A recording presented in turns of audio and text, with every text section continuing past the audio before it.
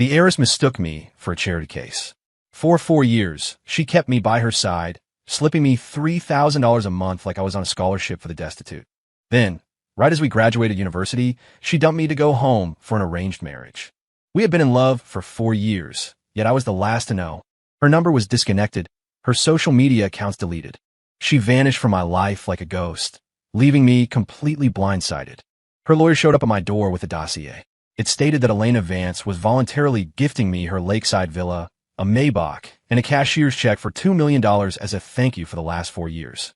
She pulled a disappearing act, broke up with me for no logical reason, and treated me like a gigolo she was paying off. But I was never hurting for money. I had told Elena this when we first got together. She had just laughed, confident in her own worldview. Even if you have money, Caleb, you couldn't possibly have more than me. I was too in love to argue the point. But why break up with me now? Just last night, she had been passionate, clinging to me all night, whispering how much she loved me. I forced myself to calm down and made a few calls to my family's connections. It didn't take long to find out Elena had returned home for a strategic marriage alliance. When I crashed the engagement gala, I saw Elena standing on the stage. Her minimalist gown was tailored to perfection, accentuating jewelry worth a small fortune. She didn't need heavy makeup. She was the perfect blend of elegance and grandeur. Beside her stood a man who was barely 5'3", wide as he was tall, with a complexion that looked like active volcanic terrain. My girlfriend wanted to marry this? It was obvious Elena was miserable. She was being forced. I stared at Elena and began a slow, deliberate walk toward the stage. Before I could speak, the man suddenly materialized in front of me. He was so short he had to crane his neck to look me in the eye. I had to look down to acknowledge his existence. You actually dare to show up? He hopped in anger, looking ready to swing at me. I took a step back, dodging him effortlessly, my brow furrowed as I looked past him to Elena. You broke up with me to marry this thing? What are you talking about? Elena rushed forward, raising her hand and slapping me hard across the face. When the greasy little man tried to hit me, I dodged. When Elena hit me, I didn't. She was wearing towering heels. I was afraid she'd trip if I moved. She was about to marry someone else, yet here I was, worried about her footing.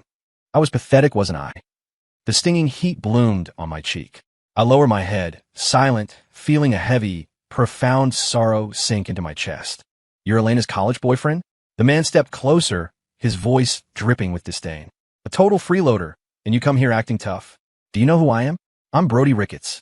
The Ricketts family is the richest in Chicago. I didn't spare Brody a glance. I kept my eyes on Elena, leaving without a word. Do you think I was fair? Fair, Brody interjected. House, car, money. I gave you everything. What more do you want? Stop it, Caleb. We're done, Elena said, her brows engaging in a tight knot. You know that for a family like mine, marriage and love are two different things. I thank you for your company these past 4 years, but my husband can only be Brody Ricketts. Do you understand? I'm just asking you, do you love me? I looked at her, my voice steady. I knew everything about elite marriage alliances. My parents had an arranged marriage, but they were lucky. They grew up together. As for me, I could marry for an alliance, or I could choose not to. My family status in New York was absolute. We didn't need marriage to cement our power. Love. Elena laughed bitterly. Stop being childish, Caleb. Since I was little, I knew I was a bargaining chip. I don't believe in love. Dating you, I just did it because you were handsome and poor. I could control you. She sneered. There, that's your answer. Now will you leave? The sweetness I had believed in for 4 years was just a delusion of my own making. In Elena's eyes, I was just a trophy, a compliant, handsome accessory. Laughable. I nodded. If this was how it was, then fine. My heart ached, but I knew how to cut my losses. I tried. Since I couldn't stay, I would let go. I looked at Elena and gave a bitter smile. Fine. I wish you happiness. I turned to leave. Elena clenched her fists and looked away, refusing to watch me go. But Brody blocked my path, sneering. Since you're here, stay and watch the show. If you leave now, you're disrespecting me, which means you're disrespecting the Ricketts family, and by extension, all of Chicago. That arrogant. I chuckled. Brody missed the contempt in my tone entirely, clapping his hands like a seal. Immediately, a group of men in black suits emerged, surrounding the stage. Kid, I'm telling you, if I'm not happy today, you're not walking out of here, Brody threatened. Elena rushed forward, screaming at me. Get out. Get the hell out. I don't want to see you. Did I give you permission to speak? Brody snapped at her coldly. You think I'm stupid? You think I don't see you trying to protect him? Protecting me? I glanced at Elena and saw only worry in her eyes. Was she lying before to drive me away? Elena shook her head frantically. I just don't want any ties to my past. Besides, it's our engagement. Having an ex-boyfriend here. If word gets out, your dignity go. Her tone softened. Brody, I'm thinking of you. Brody's complexion improved instantly, but his ego remained. I'm not afraid of losing face. In Chicago, I am the face. He pointed at me. Get off the stage and watch. I nodded, gave Elena a fake smile, and walked down. Immediately, the men in black surrounded me, corralling me into a corner. Afraid I'd run? From a stage, Brody called out, Kid, watch from right there. Unless I say you can leave, you're stuck.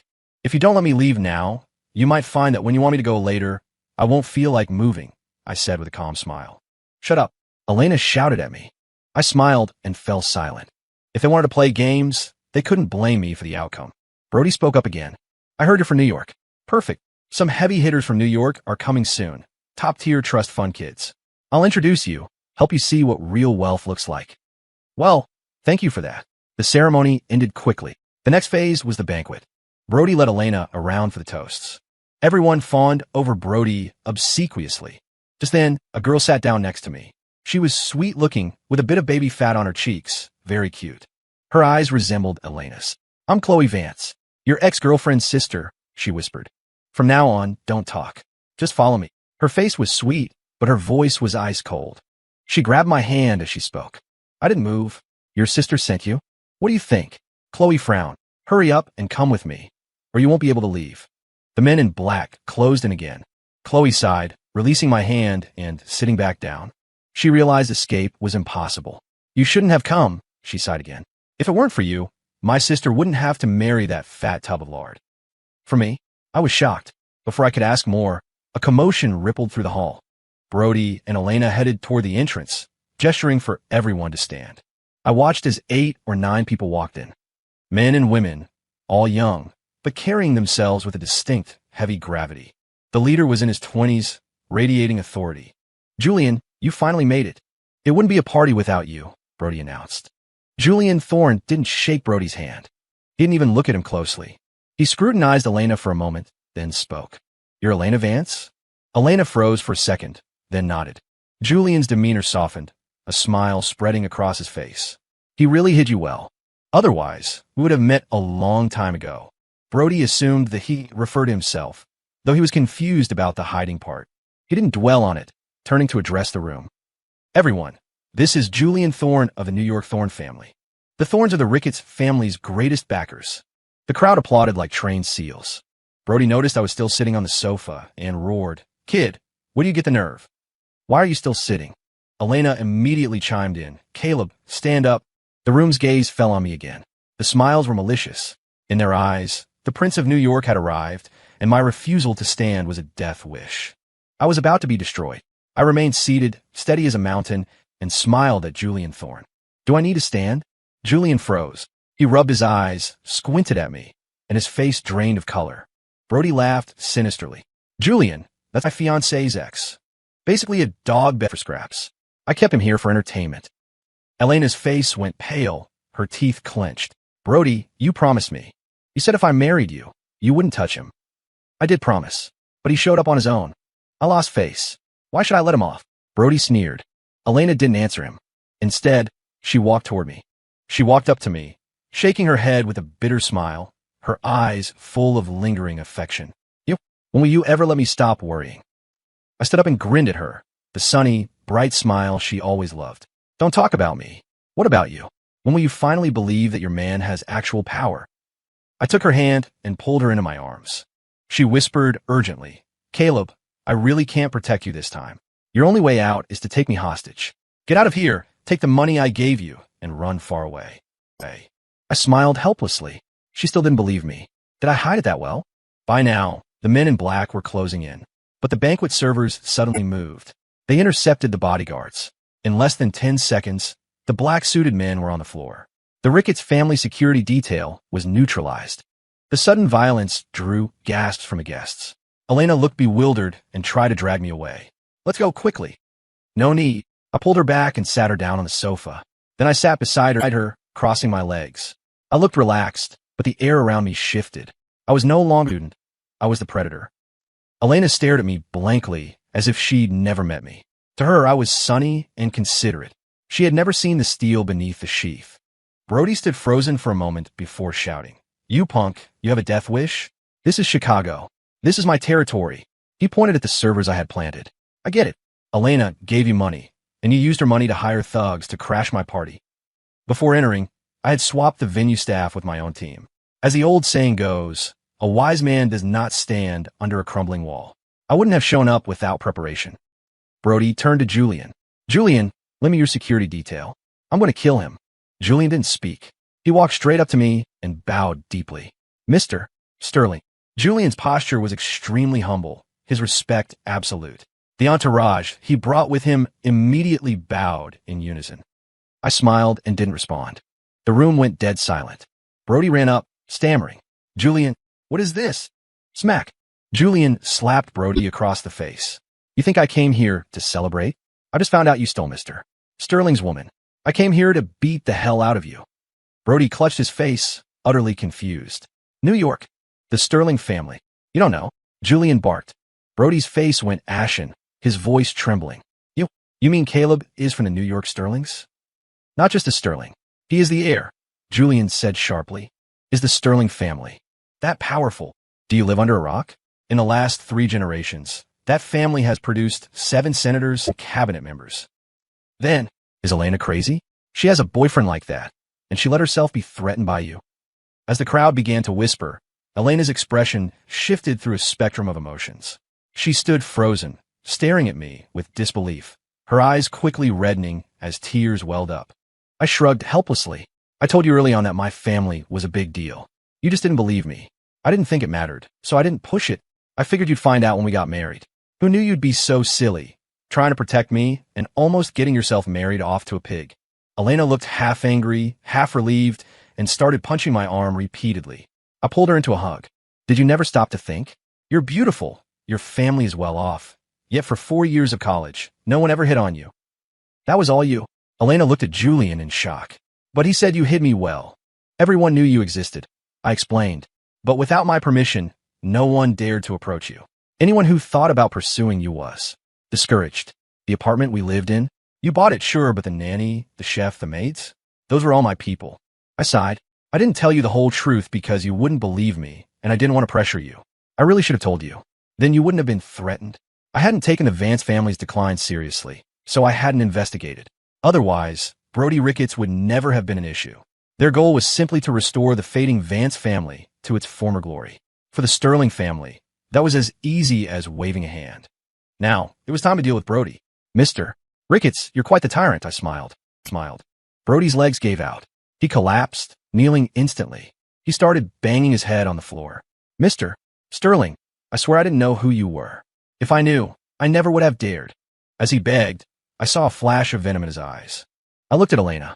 "Did he touch you?" Elena shook her head. "I stalled them until dawn and then ran back here for the banquet. Nothing happened." I nodded and stood up. "Let's end this here. True power operates on capital and rules, not street brawls." We left the banquet and went to the Vance family home. I had seen Elena's parents at the hall. They hadn't spoken then, looking at me with disdain.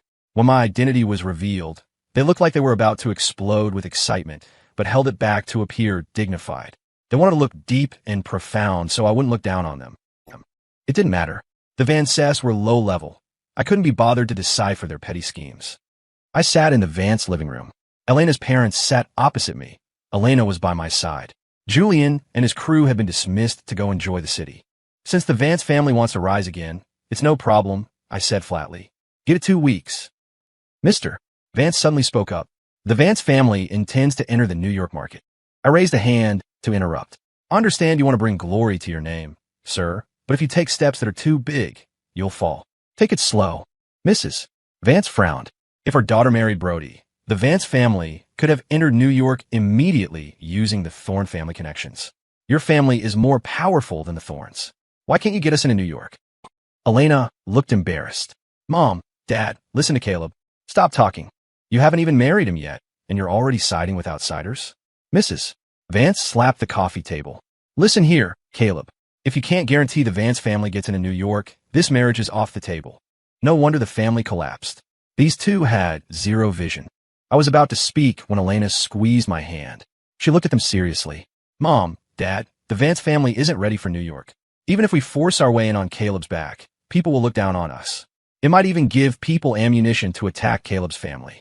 What we need to do is settle down, build our strength in Chicago, and then move to New York when we're ready. Are you lecturing me? I'm your father. Mister. Vance roared. Elena finally snapped. Dad, if you hadn't been so stubborn back then, the family wouldn't have been scammed, we wouldn't have fallen, and Grandpa wouldn't have died of stress. You have no memory for pain. She grabbed my hand. Let's go. We can't talk to people without brains. This was the Elena I knew, decisive and correct. On the way to the hotel, I asked about the scam. She explained briefly. A middleman who knew some people in New York told her father to invest, promising it was a ticket to the city. The whole family opposed it, but her father insisted. He was nearly scammed into bankruptcy. Since then, he'd been obsessed with getting to New York. Moving to New York, the seat of power, was an obsession for provincial families. But very few could transplant themselves there and survive. You'd be rejected everywhere. Especially New York, it was an exclusive club that guarded its meat jealously. Every year, people used actions as bait. Julian Thorne, for instance, was Fickett's family. Brody was the richest man in Chicago, but he was a hollow shell. Most of the Ricketts' money was being Julian as tribute. I had done similar things. I told Elena all of this on the ride. Back at the hotel, she lay in my arms. Caleb, you've suddenly become this person. It's like I never knew you. Before, you were like a big kid. Now you seem so worldly. Which one is the real you? They both are, I said. Only with you. I'm my purest self. What you call worldly is just survival wisdom I was raised with. If you're interested, after we're married, we'll live at the main estate. You'll understand soon enough. Elena nodded, then shook her head.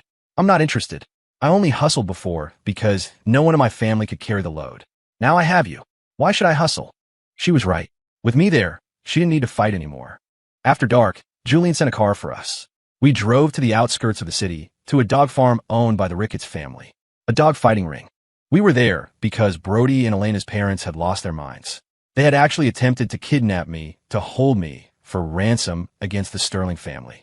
Unfortunately for them, the moment Brody made his move, Julian's men intercepted him. They dragged him here. I sat in the viewing stand, looking down at the pit. Brody had been thrown inside, covered in blood. Opposite him was a chained, vicious fighting dog. Next to me stood the trembling Mr. and Mrs. Vance. I never expected two people could be stupid enough to try and kidnap me. Elena gritted her teeth. What were you thinking? Even if you kidnapped Caleb and got into New York, did you think the Sterlings wouldn't sanction you? What's there to be afraid of? Mister. Vance hissed through clenched teeth. Once the deed is done, the Vance family is in. Plus, you're the Sterling daughter-in-law. Would they really destroy your family? Elena was too furious to speak. I patted her hand and turned to her father. You really don't understand the power of the top circle. If you had actually endangered my life, my parents wouldn't care who I loved. They would bypass me entirely. They would erase the Vance family. And that would include Elena. It sounded cruel, but it was the truth. My parents would never leave Elena alive. They would fear her seeking revenge. They wouldn't leave a single loose end. Mr. Sterling, I really messed up. Let me go, please. Brody screamed from his voice hoarse. The dog's chain snapped. Brody's screaming stopped instantly. I shielded Elena's eyes from the bloody carnage, took her hand, and led her away. Her parents tried to leave too, but I blocked their path. You two stay. Watch carefully. I want a 20,000-word essay on what you learned. If you can't write it, you could go down there and get a closer look. The Ricketts family has plenty of people to feed the dogs. I needed them to understand that being my in-laws wasn't a game. 6 months later, Elena and I graduated. We returned to New York and held the wedding of the century.